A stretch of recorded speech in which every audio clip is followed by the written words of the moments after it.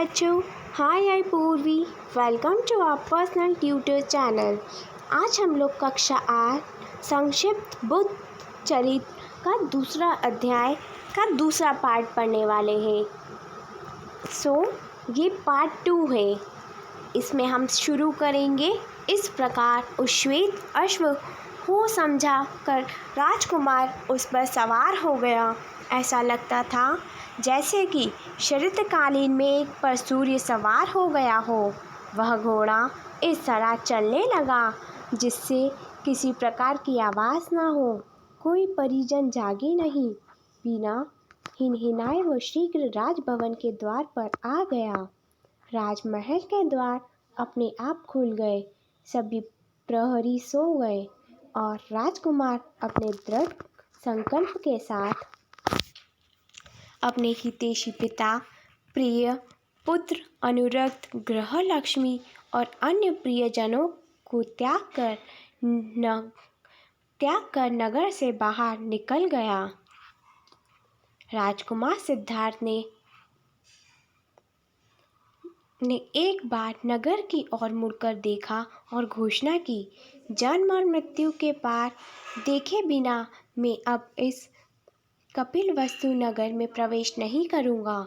सूर्य के घोड़ों के समान यह घोड़ा भी किसी देवी प्रेरणा से द्रुत गति से चलता जा रहा है।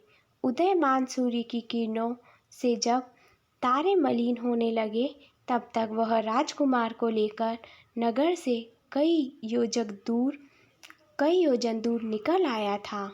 अब छंदक की वापसी। थोड़े समय बाद सामने भार्गव ऋषि का आश्रम दिखाई दिया।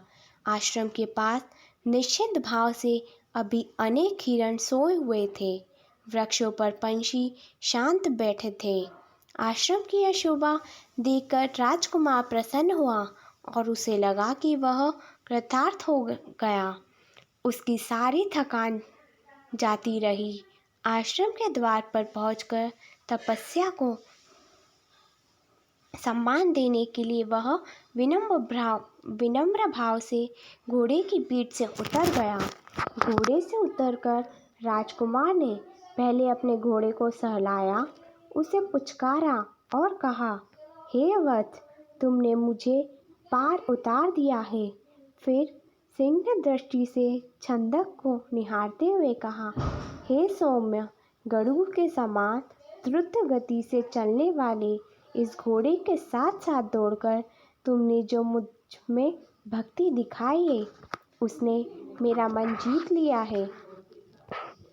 मैं तुमसे पूरी तरह संतुष्ट हूँ क्योंकि तुम्हारे मन में इसके लिए किसी फल की कामना नहीं है। मैं और क्या कहूँ, तुमने मेरे प्रिय कार्य किया है। अब तुम घोड़े को लेकर लौट जाओ, मुझे मेरा गंतव्य मिल गया है।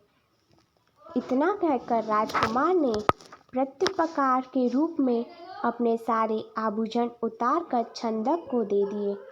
उन्होंने दीपक के समान चमकने वाली एक मणि अपने मुकुट से निकालकर उसे दी और कहा, हे छंदक, राजा को यह मणि देखकर मेरी ओर से बराबर नमस्कार करना और उनके शोक निवारण के लिए मेरा ये संदेश कहना, हे तात, मैं स्वर्ग की तृणा से या वैराग्य भाव से या क्रोध से तपोवन नहीं आया हूँ।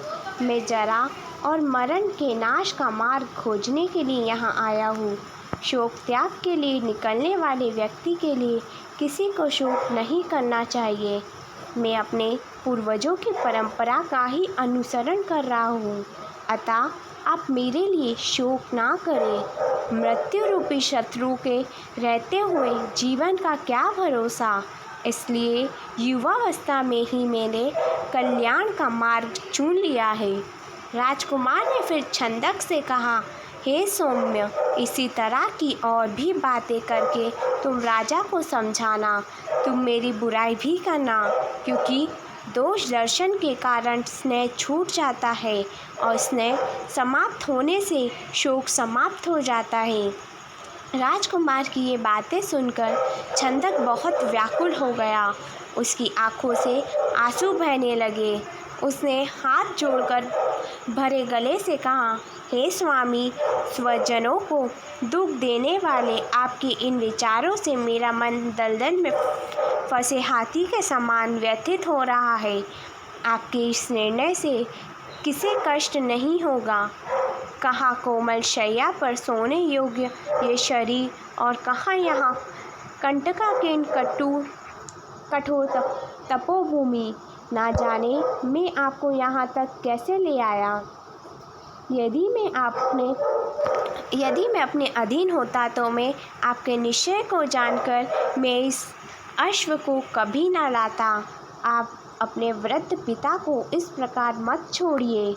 आप अपनी दूसरी माता मौसी को भी मत छोड़िए। देवी यशोधरा का त्याग मत कीजिए। अपने अबोध पुत्र को मत त्यागिए। यदि आपने अपने स्वजनों और राज्य को त्यागने का दृढ़ निश्चय कर ही लिया है तो भी आप मुझे ना त्यागिए। आपके चरणों में ही मेरी गति है। मुझे सुमंत राम को वन में छोड़ गए थे, वैसे ही मैं आपको वन में छोड़कर नगर नहीं लौट सकता। उसने आगे कहा, हे तात, आपके बिना यदि मैं नगर लौट जाऊं तो महाराज मुझसे क्या कहेंगे। अतः पुर की रानी क्या कहेगी। मैं यदि झूठ मूठी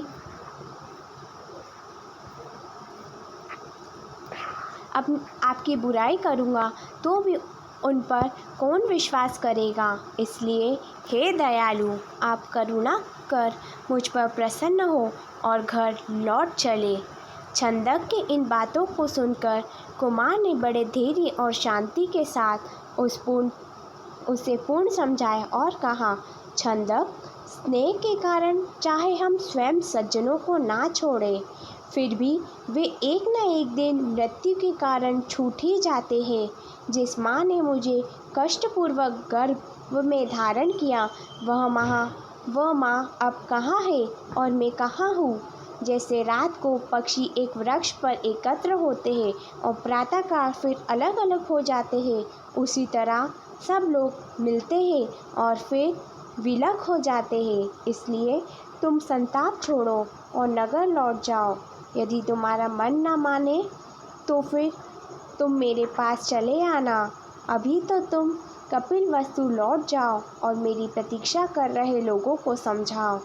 तुम उनसे कहना कि मेरे प्रति मोह का त्याग दे। मैं जन्म मृत्यु का रहस्य जानकर अवश्य ही कपिलवस्तु लौटूंगा, और यदि मुझे लक्ष्य प्राप्त नहीं हुआ तो मैं जीवित नहीं रहूँगा। राजकुमार सिद्धार्थ के वचनों को सुनकर कंथन अश्व की आंखों से भी आंसू बहने लगे और वह जीभ से अपने स्वामी के चरणों को चाटने लगा। राजकुमार ने भी उसे सहलाते हुए कहा, हे कंथक, रो मत, तुमने आज अच्छा कार्य किया है, उसका सुफल तुम्हें अवश्य मिलेगा। ऐसा कहकर राजकुमार ने छंदक के हाथों से स्वर्ण जड़ित कृपाल ले ली। उससे अपने केश काटे और मुकुट फेंक दिया। राजकुमार ने अपने सारे अलंकारों का त्याग किया और स्वर्णिम वस्त्रों को त्याग कर वन वस्त्र धारण करने की इच्छा की। तभी एक शिकारी प्रकट हो गया जो काशक वस्त्र धारण किए हुए था। सिद्धार्थ ने उस शिकारी से कहा, हे सौम्य, इस सिंहासन धनुष के साथ ऋषियों के काशक वस्त्र आपको शोभा नहीं देते। यदि आपको इन वस्त्रों से मोह ना हो तो आप मेरे शुभ वस्त्रों को ले ले और अपने ये काशक वस्त्र मुझे दे दे। सिद्धार्थ की बातें सुनकर शिकारी ने कहा, यदि आपको मेरे काशय वस्त्र अच्छे लगते हैं तो ले लीजिए और मुझे अपने वस्त्र दे दीजिए। दोनों ने परस्पर वस्त्र बदले। इसके बाद शिकारी चला गया। यह सब देखकर छंदक आश्चर्यचकित रह गया। छंदक ने काशय वस्त्रधारी राजकुमार को विधिवत प्रणाम किया। काशधारी सिद्धार्थ ने उसे प्रेम पूर्वक विदा किया और स्वयं अकेला आश्रम की ओर चल पड़ा। राज्य से विरक्त अपने स्वामी को इस प्रकार जाते देख छंदक फूट फूट कर रोने लगा और भूमि पर गिर पड़ा। थोड़ी देर बाद होश आने पर वह फिर उठा और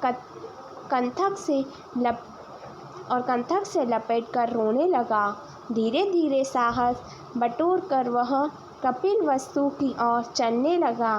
कभी रोता, कभी बिलखता, कभी गिरता और कभी उठता। वह धीरे धीरे कपिलवस्तु की ओर चला गया। Thank you.